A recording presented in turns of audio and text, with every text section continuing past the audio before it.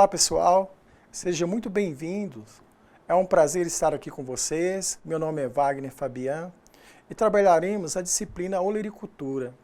Peço que em nossas aulas vocês estejam munidos de papel e caneta para quando surgir alguma dúvida, vocês anotarem e depois postarem no nosso fórum Tira Dúvidas.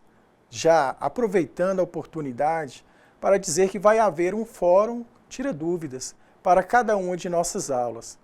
Então postem as dúvidas no fórum pertinente à aula e para que tenhamos bons resultados, será necessária a dedicação de vocês nos estudos e atividades da sala virtual. Mas também é muito importante que vocês leiam toda a apostila. Então, vamos começar?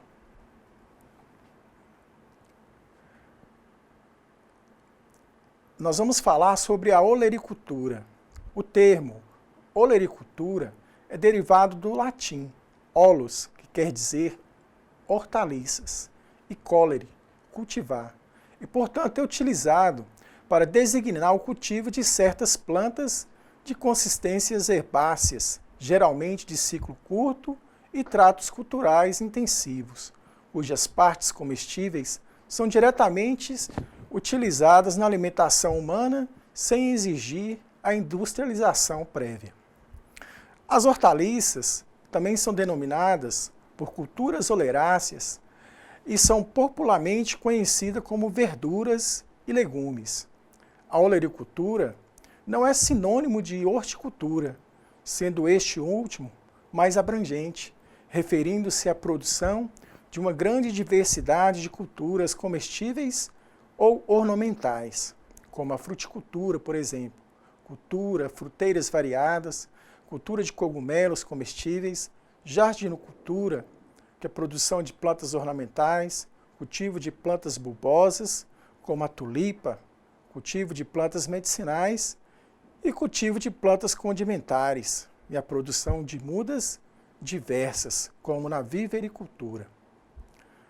Segundo a Sociedade Brasileira de Olericultura do Brasil, além das verduras e legumes por nós conhecidos, devem ser incluídas entre as culturas oleráceas a melancia, o melão, o morango, a batata doce, a batatinha, o inhame e a mandioquinha salsa, entre outras. Característica das hortaliças, como características mais marcantes, temos o caráter intensivo quanto à utilização do solo, aos tratos culturais, à mão de obra e aos insumos agrícolas modernos, sementes defensivas e adubos químicos. Empregam-se esses insumos em quantias elevadas por área cultivada. Em contrapartida, possibilita altas rendas líquidas por área cultivada.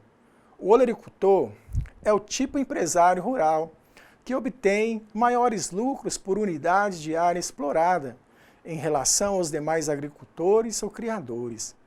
Isto porque, na maioria dos casos, o ciclo cultural das hortaliças é bem mais curto, comparando-se com as demais culturas. O ciclo das hortaliças, normalmente, é de 3 a 6 meses, com exceção do aspargo, que é uma planta perene, ou do chuchu, que é uma planta semiperene.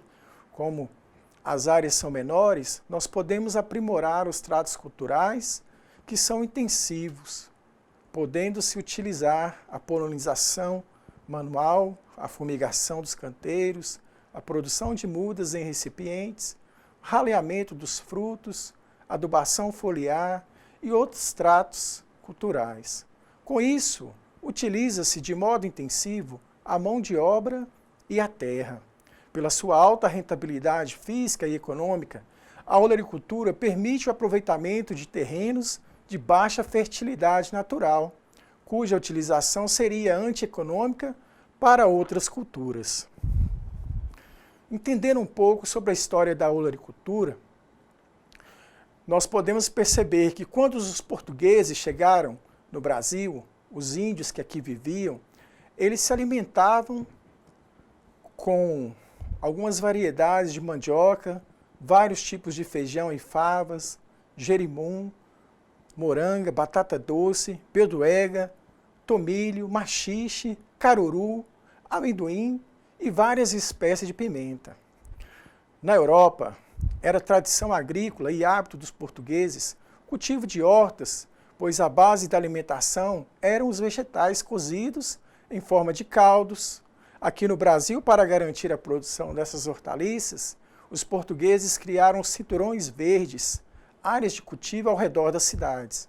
Em Olinda, Salvador, Rio de Janeiro e São Paulo, nos quais, além de hortas, também plantaram pomares, criavam galinhas e produziam mel. Adotaram a mandioca e cultivaram os temperos como coentro, cominho, hortelã, manjericão ou alfavaca. A salsa, cebola, o alho, poejo, couve, nabo, pepino, cenoura, alface, espinafre e também berinjela.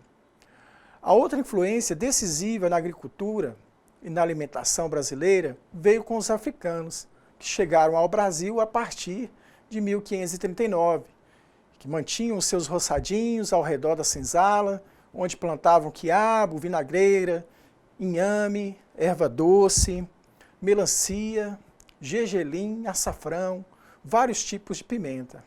Embora tenha surgido dessas três influências, o brasileiro não se distinguiu como um grande consumidor de hortaliças. Só a partir do começo do século XVII, as hortaliças, pouco a pouco, passaram à categoria de mistura, ou um complemento eventual, mas a preferência era pelas carnes de gado, carne de peixe, de caça, muito abundantes e baratas naquela época, e pelo feijão também. Houve um aumento do consumo de saladas pelos ricos, que tinham acesso à corte imperial, com a chegada do príncipe regente Dom João, em 1808, que trouxe o costume da França. Contudo, a camada mais pobre da população não tinha costume de comer as hortaliças. Somente consumindo alguns temperos, pequenas mudanças ocorreram no final do século. Com a chegada dos imigrantes italianos e alemães e nórdicos, é que não abriram mão de seus hábitos alimentares. Aqui no Brasil, aumentando o consumo de batata entre os alemães e de tomate entre os italianos, hortaliças, curiosamente, que eram originadas do sul da América do Norte. A contribuição mais significativa para a incorporação do hábito de consumo de hortaliças pelos brasileiros ocorreu com a chegada dos imigrantes japoneses. Isso se deu a partir de 1908. Depois de trabalharem nas grandes fazendas de café, instalaram-se em pequenas propriedades ao redor da cidade de São Paulo, formando o Cinturão Verde. Produziam em larga escala, com técnicas modernas, as culturas hortícolas já conhecidas no país e outras que eles mesmos trouxeram, como o caso, a couve chinesa, a couve rabano, o espinafre, o rabanete, o repolho, a mostarda, o broto de bambu, o broto de feijão. O aumento da urbanização provocou um aumento do preço das terras próximas às cidades, da demanda de alimentos, gerando a necessidade de aprimorar a produção dessas hortaliças. Com a melhoria da tecnologia utilizada e o aumento da produtividade, com isso, a olericultura saiu das proximidades das cidades, indo para os locais com melhores condições ecológicas, de solo, clima ou de maior conveniência econômica. Custo de utilização da terra e da água, assim a horta evoluiu para a olericultura empresarial, atendendo à demanda e exigência dos consumidores, tanto no aspecto da qualidade dos produtos, quanto ao sabor e riqueza em vitaminas e minerais.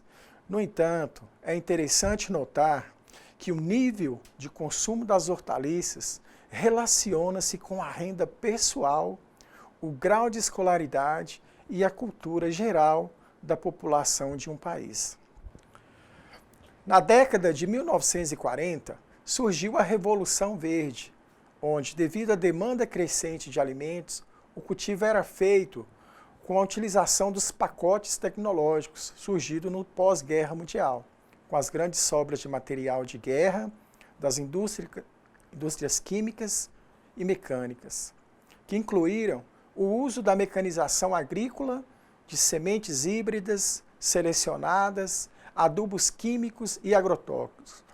Para garantir o aumento da produtividade, estes pacotes tecnológicos chegaram a partir da década de 1960 no Brasil, com o apoio de políticas agrícolas de crédito rural, de centros e órgãos de pesquisa e extensão rural, como, por exemplo, a Embrapa, Empresa Brasileira de Pesquisas Agropecuárias, e a Emater, Empresa de Assistência Técnica e Extensão Rural, que foram criados para a adequação de novas variedades de produtos hortícolas, a nossa realidade de clima e solo, para auxiliar o produtor na utilização dos novos insumos, adubos químicos, herbicidas e fungicidas e inseticidas. Na década de 1970, foram implantadas as primeiras CEASAs, Centrais de Abastecimento SA, beneficiando a produção com a comercialização sendo racionalizada num único local. A década de 1980 é considerada importante para a olericultura brasileira, com o lançamento de cultivares de hortaliças adaptadas às mais diversas condições climáticas do território nacional. Graças à atividade da pesquisa oficial, foi nessa época também que a qualidade dos alimentos passa a ser considerada como um fator de segurança alimentar e nutricional. Já não basta produzir em quantidade suficiente para abastecer a população e viabilizar condições de acesso ao alimento, mas também promover e manter a saúde do homem. Com a chegada da década de 1990, aprofunda-se a crise ambiental no mundo, havendo um grande questionamento sobre a influência da sociedade capitalista na natureza e também sobre a sustentabilidade do modelo de exploração dos recursos naturais, até então utilizados. Na última década, acentuou-se a implantação do sistema de cultivo protegido em estufas, o que nós chamamos de hidroponia. Em 1996, na Conferência da Alimentação realizada em Roma, a FAO, Organização das Nações Unidas para a Agricultura e Alimentação, reconhece o fracasso da Revolução Verde e o surgimento de uma nova Revolução Verde ou alternativa.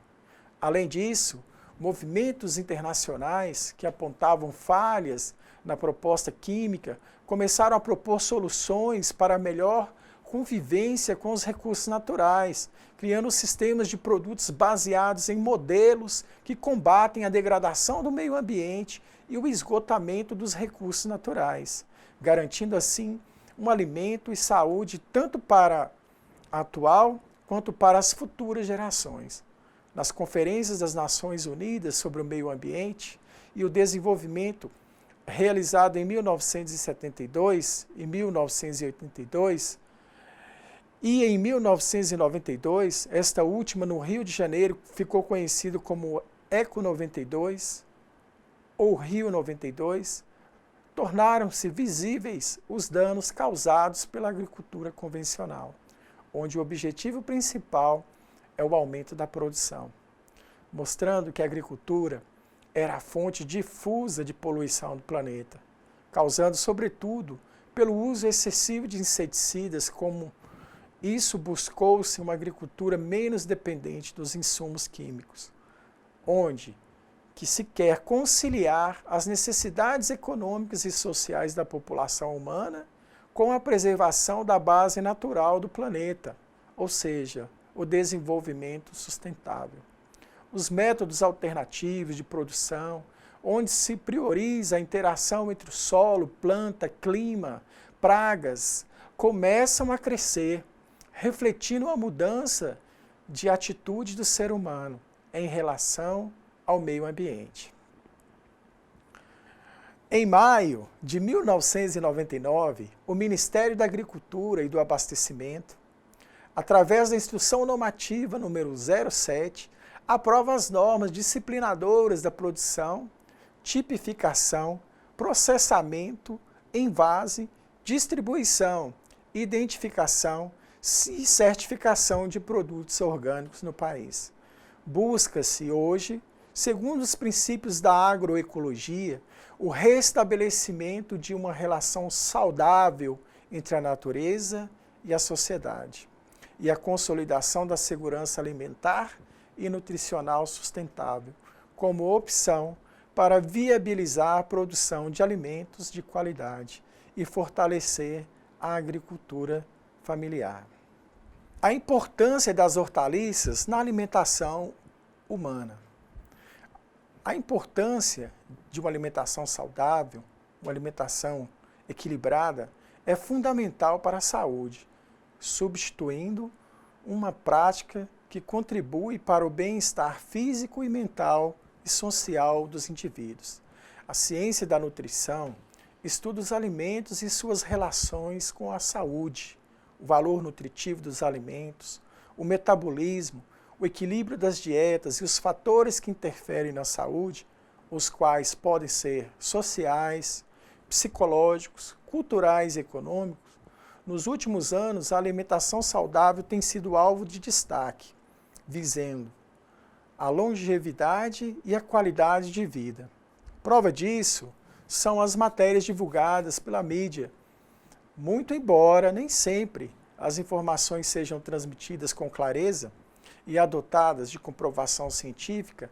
Assim sendo, é importante que o público esteja ciente dos riscos e benefícios ao transformar um certo alimento como parte da rotina da sua alimentação.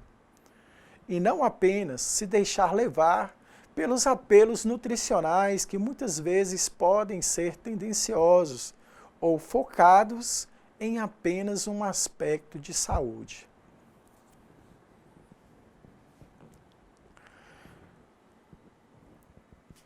Então vamos estudar os grupos de alimentos. Através da ingestão de alimentos, o organismo recebe os nutrientes necessários para o seu funcionamento. Nutrientes são substâncias químicas com funções específicas. Organismos são eles proteínas, vitaminas e sais minerais, e carboidratos e lipídios. Podemos dividir os alimentos em 3 grandes grupos, conforme a quantidade de nutrientes que possuem, em maior quantidade e sua função. Esses 3 grupos são os construtores. Os construtores são os alimentos, fonte de proteínas e nutrientes importantes para a construção e manutenção dos tecidos, formação de enzimas, hormônios e anticorpos, entre outras funções.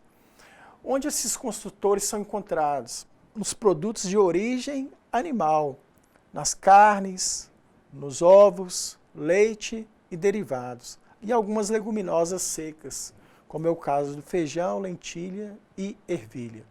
Um outro grupo de alimentos são os reguladores.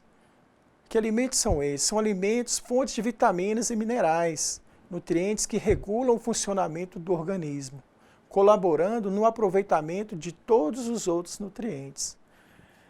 Os reguladores são os alimentos de origem vegetal. São as verduras, legumes, frutas, né? E aí nós passamos para o terceiro grupo de alimentos, que são os energéticos. Os energéticos são os alimentos, fontes de carboidratos e lipídios.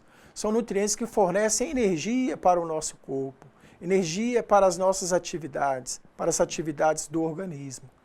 Depois temos as fontes de carboidratos, que são as fontes de carboidratos, que são os cereais, as massas, farinhas, açúcares, os feculentos, a batata e a mandioca. E por último, os lipídios, os óleos e as gorduras. Para que uma refeição esteja qualitativamente equilibrada, é necessário que contenha pelo menos um alimento de cada grupo. O hábito de consumir alimentos variados é bastante saudável para que se garanta o fornecimento de todos os nutrientes ao nosso organismo, uma vez que não existe alimento completo. A apresentação do prato, com diferentes cores e textura, bem como sabores diversificados, contribui para a implantação de bons hábitos alimentares. Em termos de quantidade, as necessidades variam conforme o sexo, a faixa etária e a atividade física dos indivíduos. Valor nutricional das hortaliças. Como vimos, as hortaliças, juntamente com as frutas, fazem parte dos alimentos classificados como reguladores. Os benefícios que as verduras, legumes e frutas podem propiciar ao organismo estão cada vez mais comprovados por pesquisas científicas. Por esta razão, é muito importante que seu consumo seja motivado desde a primeira infância para que os bons hábitos alimentares se instalem e perpetuem através das gerações. A gente já sabia de algumas coisas. A gente já sabia que as fontes de vitaminas e minerais têm sua importância pela função reguladora de prevenção de doenças. Um exemplo, a vitamina A, importante para a visão e para a manutenção da pele e mucosas, encontra-se nas hortaliças e frutas sob a forma de caroteno, que é um organismo e é convertido em vitamina A. Quais são as fontes? Os vegetais e frutas alaranjados, como a cenoura, abóbora, manga, mamão, e as folhas verdes escuras, que é o agrião, almeirão, brócolis e couve. A vitamina C, importante para o organismo no combate às infecções e no processo de cicatrização. Facilita a absorção de ferro dos vegetais. Onde ele é encontrado? Onde a vitamina C é encontrada? Nas frutas cítricas, goiaba, mamão, acerola, kiwi. E entre as hortaliças, ela está presente no pimentão verde, espinafre, couve e brócolis. O que há de novo, então? Nos últimos anos, a ciência tem descoberto que alguns alimentos podem ajudar a prevenir várias doenças, porque contém, entre outras substâncias, os chamados grupos bioativos. Além das vitaminas e minerais, para evitar as doenças e carências, tem componentes ativos capazes de prevenir ou reduzir males que vão desde a prisão de ventre até certos tipos de câncer e o envelhecimento precoce. Estes alimentos estão sendo chamados de alimentos funcionais. Grande parte dos alimentos funcionais em estudo faz parte do grupo dos alimentos reguladores. Existe uma série de compostos bioativos que estão sendo pesquisados. Citaremos aqui alguns exemplos desses alimentos reguladores. É o licopeno, é o pigmento vermelho que dá a cor ao tomate e à melancia. Alguns estudos mostram que ele tem propriedade anticancerígena, atuando como antioxidantes. Aí temos também o beta-caroteno, que é o pigmento amarelo alaranjado da cenoura, abóbora e mamão, que protegem as células do cérebro contra os efeitos danosos dos radicais livres. Os glicosinolatos, compostos presentes em boa quantidade na couve-flor, na couve-manteiga, no repolho e no brócolis, ajudam o fígado a fazer uma desintoxicação, eliminando as substâncias cancerígenas das células. Além destas, lembramos que há várias outras substâncias funcionais em estudo, mas não existe alimento milagroso. O grande segredo está na variedade da alimentação, um alimento complementando o outro. Além desses compostos, nós temos também as fibras. As hortaliças também são importantes fontes de fibras, juntamente com as frutas, componentes dos alimentos vegetais. As fibras não podem ser digeridas pelas secreções gastrointestinais e por isso desempenham função de grande valor para o organismo. Dentre elas, melhorar o trânsito intestinal, ajudar a eliminar as toxinas do corpo, promover o aumento da saciedade, proteger a flora bacteriana, auxiliar no controle de diabetes. É importante consumir líquidos para facilitar a ação das fibras. A boa alimentação, a nutrição, é uma condição essencial à saúde. Tem sua eficácia quando praticada regularmente através de mudança de hábitos alimentares e não apenas como uma dieta de modismo. Classificação das hortaliças. Como nós podemos classificar as nossas hortaliças? Então, nós vamos falar da classificação das hortaliças. Dentro dessa classificação, nós iremos trabalhar sobre hortaliças tuberosas, hortaliças herbáceas, hortaliças fruto e as 3 unidades taxonomônicas que nos interessam mais de perto, né? Que é a família botânica, sobre o gênero botânico e a espécie botânica. Dentro da classificação das hortaliças, nós temos que levar em consideração a grande quantidade de espécies envolvidas e as particularidades de cada cultura. Torna-se necessário uma metodologia capaz de evidenciar as semelhanças e as diferenças botânicas ou de ordem tecnológica entre essas culturas. Por isso, procura-se agrupá-las didaticamente. E, nesse sentido, existem várias classificações baseadas nas características comuns de cada uma. Uma classificação muito antiga considera como critério para o agrupamento as partes utilizadas na alimentação humana e que tem um valor comercial. Atualmente, tal classificação vem sendo utilizada com pequenas modificações pelo Sistema Nacional de Centrais de Abastecimento. A classificação é a seguinte: as hortaliças, elas podem ser classificadas em hortaliças tuberosas, são aquelas cujas partes utilizáveis desenvolvem-se dentro do solo, compreendendo tubérculos, batatinha, cará, rizoma, inhame, bulbos, cebola e raízes tuberosas, como a cenoura, beterraba e batata doce, mandioca salsa. Outra classificação, hortaliças herbáceas, são aquelas cujas partes aproveitáveis situam-se acima do solo, sendo mais tenras, suculentas. É o caso do alface, a taioba, do repolho, do espinafre, os talos, né, e hastes, como o aspargo, funcho, a ipó, né, as flores e inflorescências, a couve-flor, brócolis e alcachofra.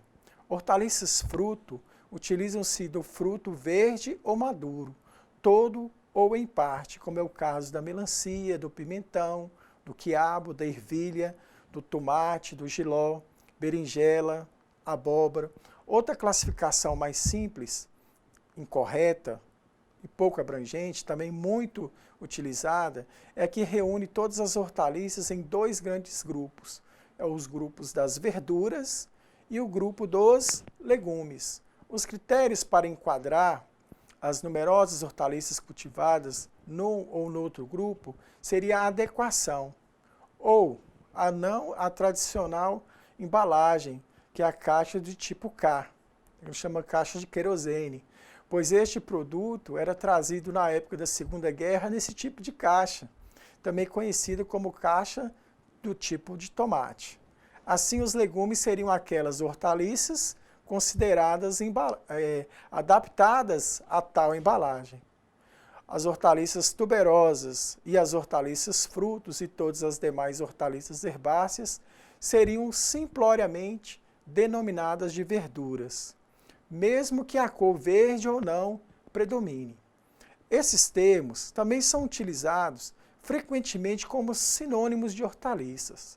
Porém, o melhor critério para agrupar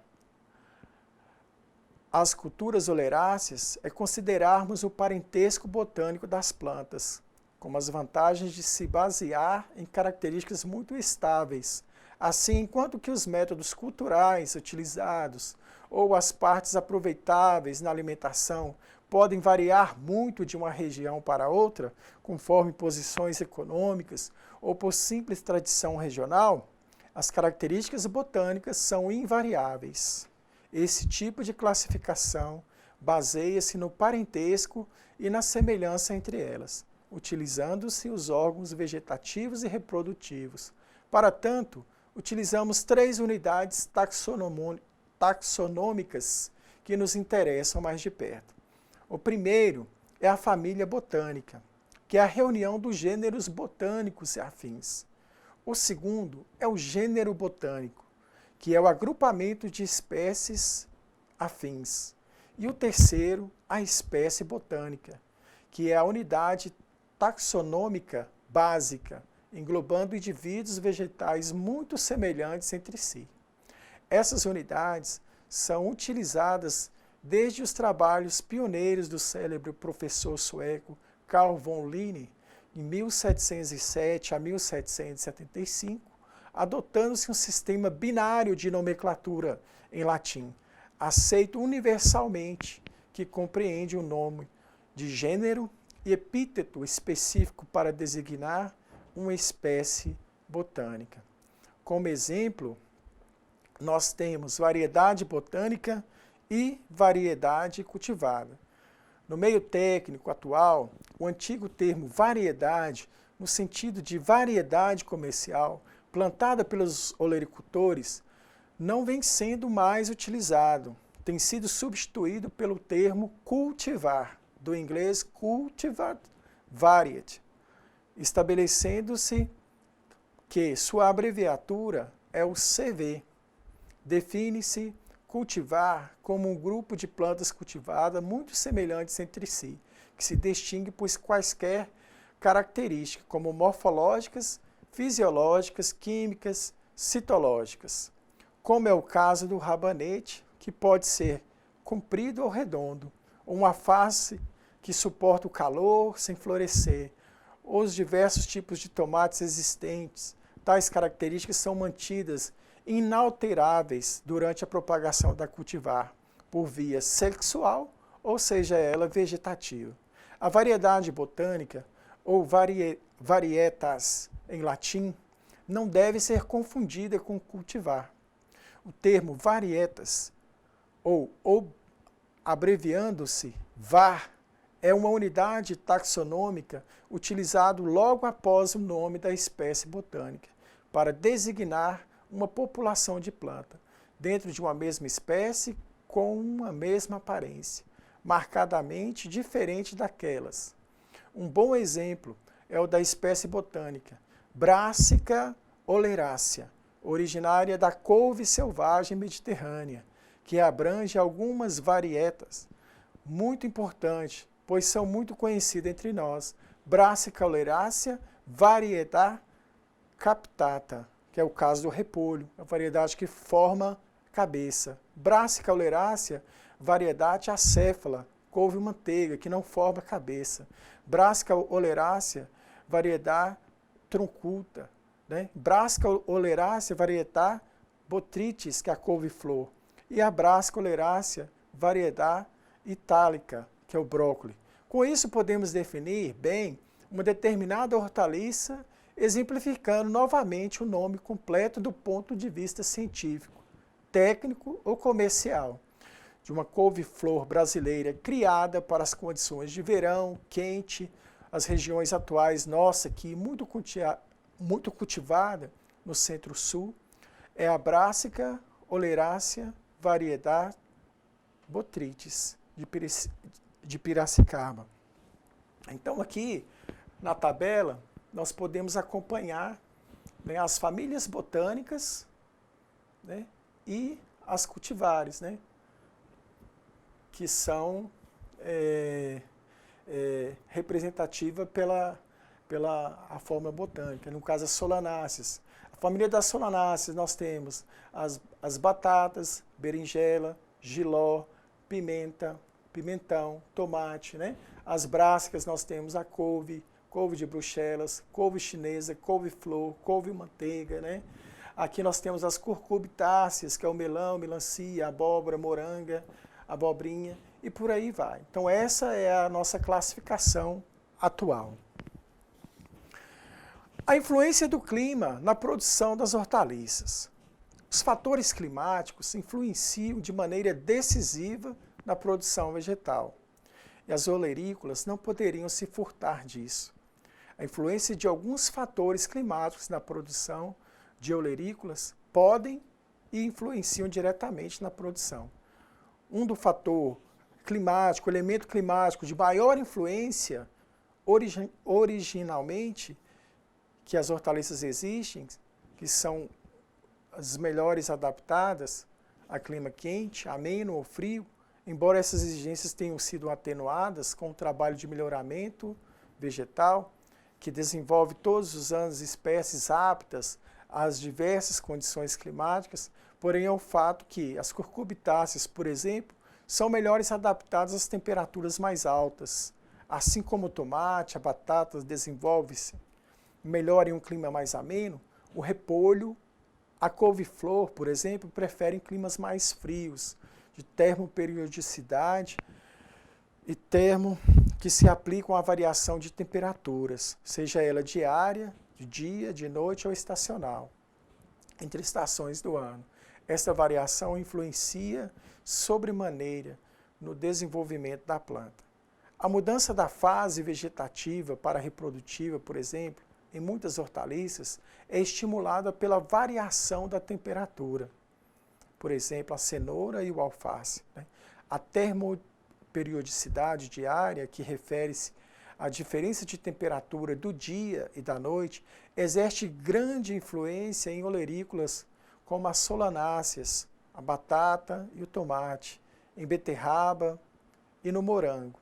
A condição ideal para se produzir batata inclui uma variação entre 6 a 10 graus do dia para a noite. Já a termoperiodicidade estacional afeta diretamente as fases fenológicas, relação dos processos biológicos periódicos com o clima da planta.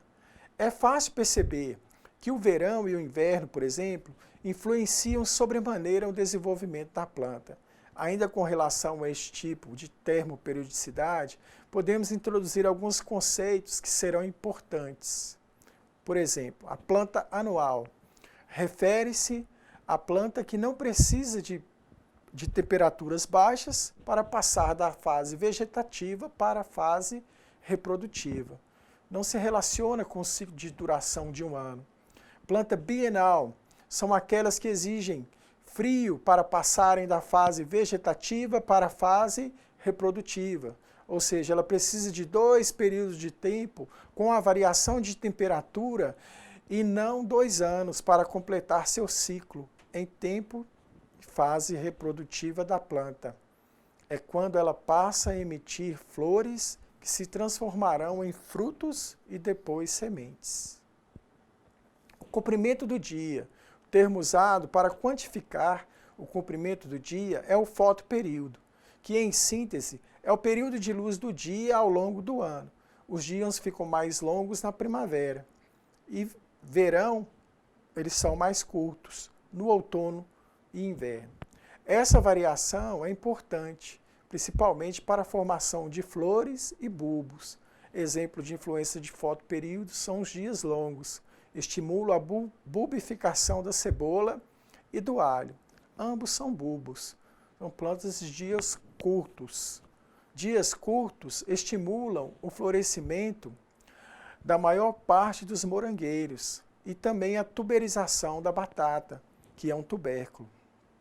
Um outro fator que influencia diretamente na produção de hortaliças é a umidade existente em determinada região.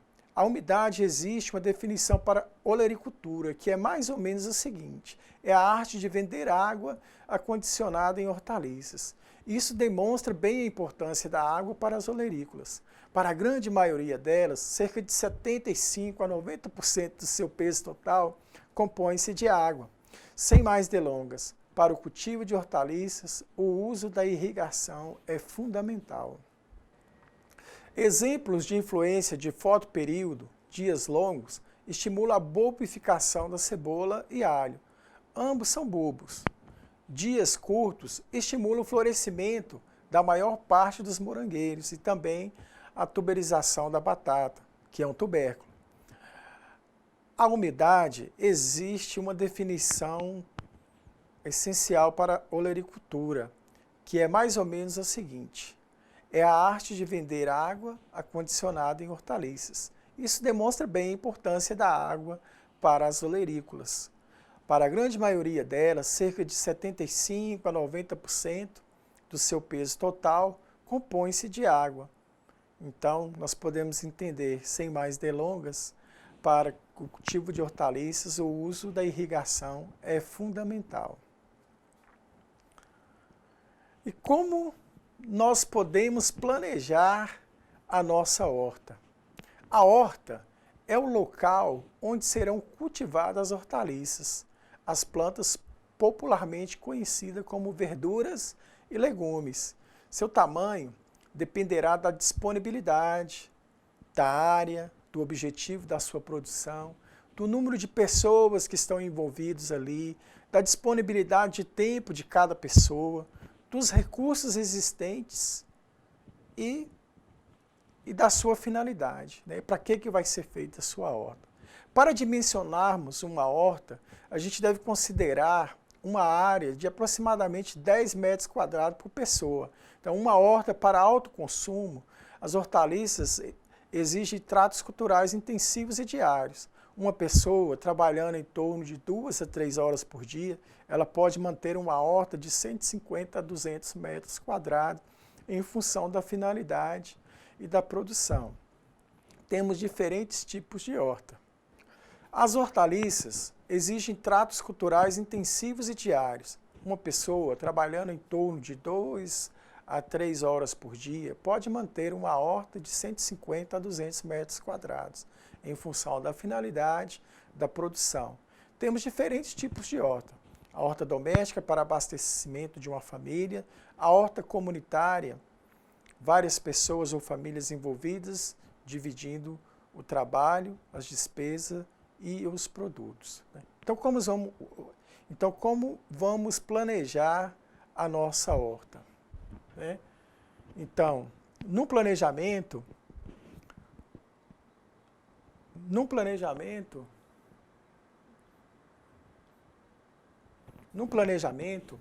nós devemos saber responder as seguintes perguntas: o que é plantar? Quanto plantar? Quando plantar e onde plantar? Assim, na produção de hortaliças, é necessário definir o seu objetivo. Que tipo de horta que vai ser feita, qual a quantidade, o padrão de qualidade que você quer atingir. A horta, realizada de acordo com os princípios da agricultura orgânica, deve ser baseada em um conjunto de procedimentos e técnicas que têm por objetivo propiciar um ambiente equilibrado para as plantas e garantir a segurança ambiental, ocupacional das pessoas envolvidas com a horta. E alimentar. Os adubos químicos solúveis e os agrotóxicos ou defensivos agrícolas são proibidos, devendo-se utilizar fontes orgânicas na adubação e métodos alternativos, ambientalmente seguros, no controle de pragas e doenças para hortaliças. No planejamento de sua horta a ser implantada, o espaço disponível deve ser dividido de forma a contemplar área para a sementeira, que é o local onde será produzidas as mudas, em torno de 1% mais ou menos da área, você vai separar para produzir suas mudas. E a área para guardar as ferramentas e insumos. A área para compostagem é imprescindível na agricultura orgânica. O armazenamento do composto e a área para os canteiros de produção, a área deve ser cercada, impedindo principalmente o acesso de animais indesejáveis. Em hortas comerciais, as mudas são normalmente produzidas em estufas ou bandejas de isopor, elementos necessários para a produção de hortaliça. O meio onde a planta vai se desenvolver, o solo, o substrato, são preparados no local ou podem ser comprados. Sementes ou outros materiais de propagação das espécies de interesse, mudas, estacas, rebentos, bulbos, tubérculos, estolhões, a gente tem que ter também água de boa qualidade para não contaminar as hortaliças e o solo. O local onde a gente vai escolher, para fazer o plantio, o sol, tem que ter bastante luz solar para se desenvolver e produzir os carboidratos, as glicoses e os amidos através da fotossíntese. O ar, a planta inteira respira, inclusive as raízes. Então tem que ser um solo bastante arejado. Nutrientes, se o solo for pobre em nutrientes, nós temos que complementar por meio de adubos. E a mão de obra. A mão de obra é essencial. A horta é uma atividade intensiva, exigente em mão de obra. Os tratos, serviços diários devem ser divididos entre os participantes e o sucesso da nossa horta comunitária está diretamente relacionado ao envolvimento e o comprometimento das pessoas que participam de sua execução.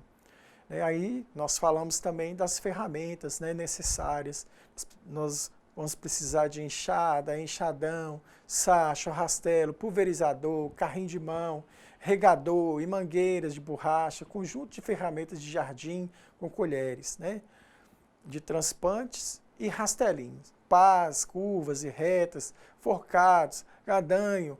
Em hortas comerciais, utilizam máquinas e implementos agrícolas, como arado e agrade, escarificador, enxada rotativa.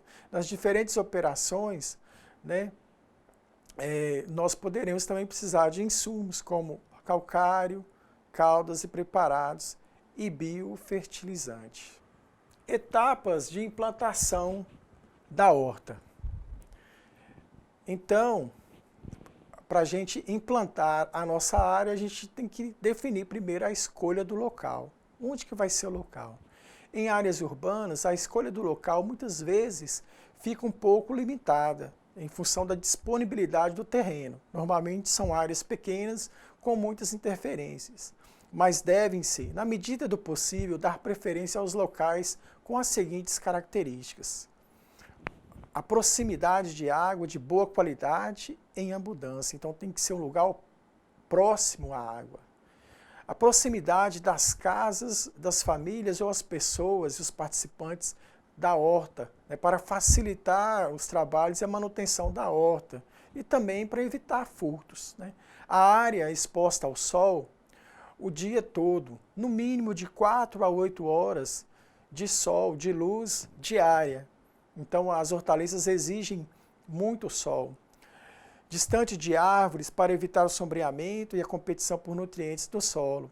Os terrenos não podem ser sujeitos a alagamentos ou encharcamentos ligeiramente inclinados para facilitar o escoamento e o excesso de água. Áreas de solo de consistência média, areno-argilosa, para facilitar a aeração das raízes das plantas. Se possível, evitar os solos muito argilosos ou arenosos. A partir de que nós definimos o local, aí nós vamos para a escolha das espécies. Essa etapa é muito importante, pois as espécies de hortaliça, elas possuem diferentes exigências climáticas, especialmente com relação à temperatura, à luz e umidade. A escolha de culturas e cultivares adaptados às condições locais e às épocas de plantio é prática fundamental na agricultura orgânica. A temperatura é o fator que mais influencia, exerce sobre a produção de hortaliças.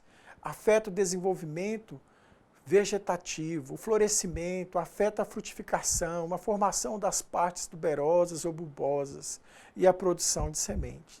Algumas espécies se desenvolvem melhor em períodos mais quentes, na primavera e no verão.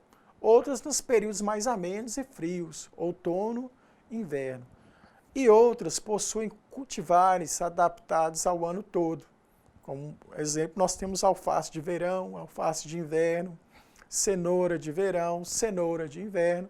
De um modo geral, as hortaliças encontram melhores condições de desenvolvimento e produção quando o clima é ameno, com chuvas leves e pouco frequentes.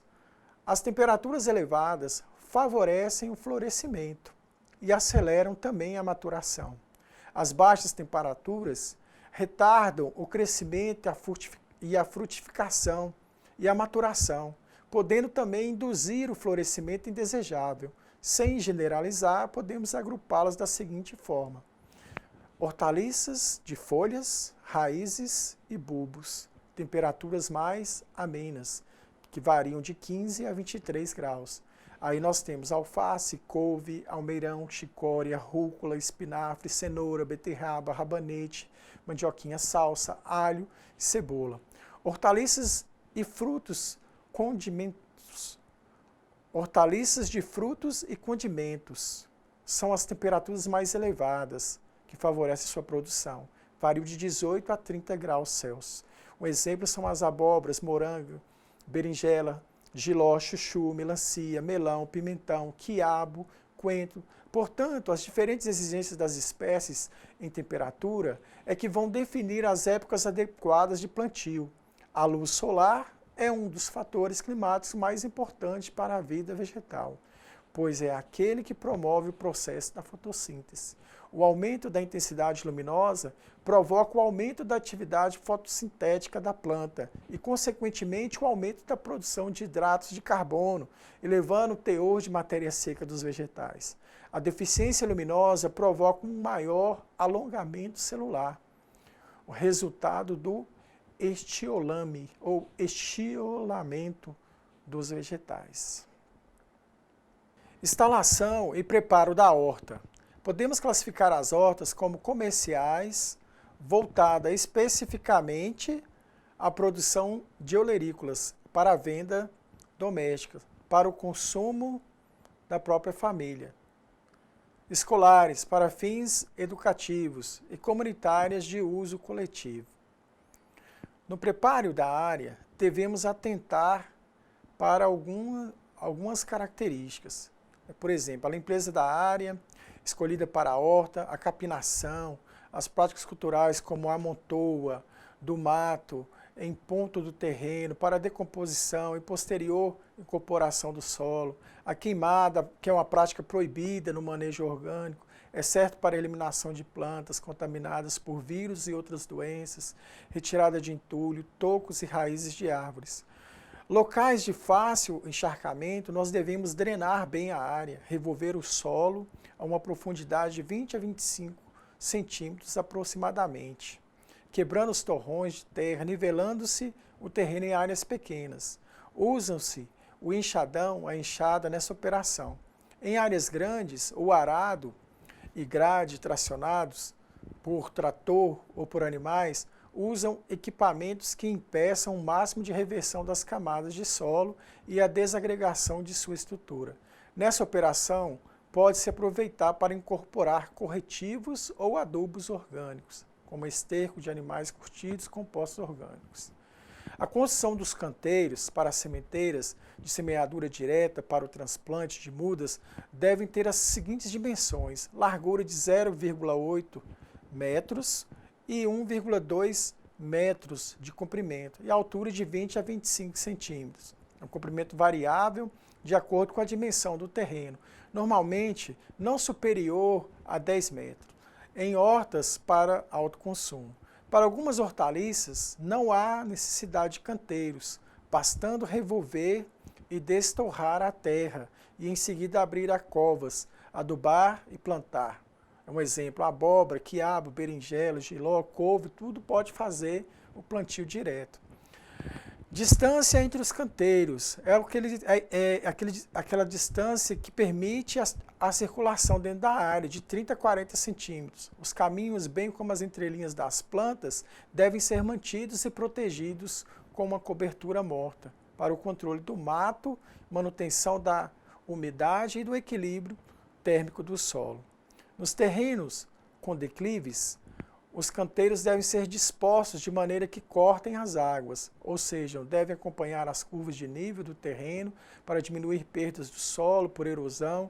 Nos terrenos planos, dispostos no sentido norte-sul, para aproveitar bastante o sol, né?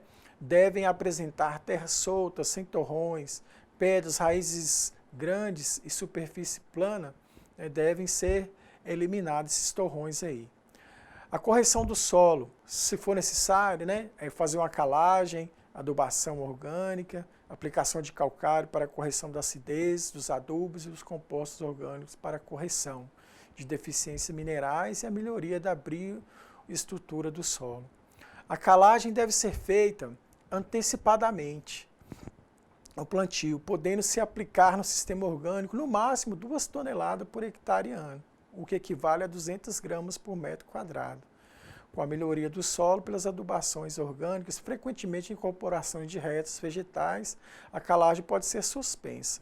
O preparo do solo é uma das operações mais importantes para o sucesso do cultivo de hortaliças orgânicas, pois a manutenção de um solo sadio, vivo e equilibrado é que garantirá o desenvolvimento de plantas saudáveis, capazes de suportar as adversidades dos fatores climáticos desfavoráveis e principalmente os ataques de pragas e doenças. Para pequenas hortas, e não somente neste caso de pequenas hortas sem fins comerciais, passamos uma recomendação genérica de adubação de plantio, que é a seguinte: por metro quadrado, você vai pegar de 15 a 20 litros de esterco de curral, né, o equivalente a um balde de 20 litros de esterco, ou e 150 a 200 gramas de superfosfato simples e de 20 a 50 gramas de cloreto de potássio. Essa adubação química ela pode ser substituída, né, por 200 a 300 gramas do formulado NPK 4148. Bom, alunos, eu gostaria de agradecer a vocês, a presença de vocês nessa aula. Para mim foi muito importante esse primeiro contato. Gostaria de deixar claro que as dúvidas serão respondidas no nosso fórum. Então, a dúvida que vocês tiverem, não fiquem com essas dúvidas, vocês vão lá no fórum, poste as dúvidas lá no fórum Tira Dúvidas e, na medida do possível, eu vou estar lá, né, para tirar as dúvidas de vocês, né? Mais uma vez, meu muito obrigado e até a nossa próxima aula.